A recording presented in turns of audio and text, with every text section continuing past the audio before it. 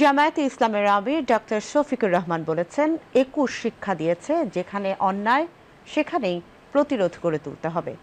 অন্যায় জুলুম বন্ধ করে জাতিকে স্বস্তির সাথে বেঁচে থাকার অধিকার দিতে হবে, আর যেন ফ্যাসিবাদ ফিরে না আসে।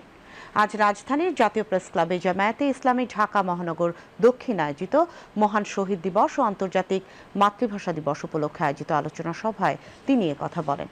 জামায়াতে ইসলামী ঢাকা মহানগর দক্ষিণের নায়েবে আমির আব্দুস সবুর ফকিরের সভাপতিত্বে সেক্রেটারি ডক্টর শফিকুল ইসলাম মাসুদ সভায় বক্তব্য রাখেন। জামায়াতে ইসলামের আমির বলেন, ইতিহাসের নামে গল্প শুনতে চাই না। যারা ইতিহাস বিকৃত করেছে তারাই ইতিহাসের আস্তাকুড়ে পরিণত হয়েছে। জাতীয় বীরদের স্বীকৃতি দিয়ে তাদের শ্রদ্ধার চূড়ান্ত আসনে অধিষ্ঠিত করতে হবে।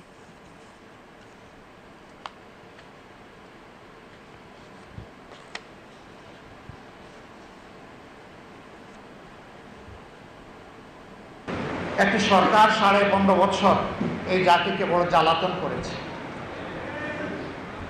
ইতিহাসকে কেটে টুকরা টুকরা করে সব জায়গায় অন্যায্যভাবে নিজেদেরকে প্রতিষ্ঠিত করার চেষ্টা করেছে। ইতিহাসের নামে আমরা আর কোনো গল্প দেখতে চাই না। আমরা চাই সঠিক ইতিহাস উজ্জ্বল হয়ে থাকুক, কারো ধারায় যেন এটা ম্লান না হয়, অপদস্থ না হয়, ক্ষতিগ্রস্ত না হয়, অপমানিত না হয়, বিকৃত না হয়।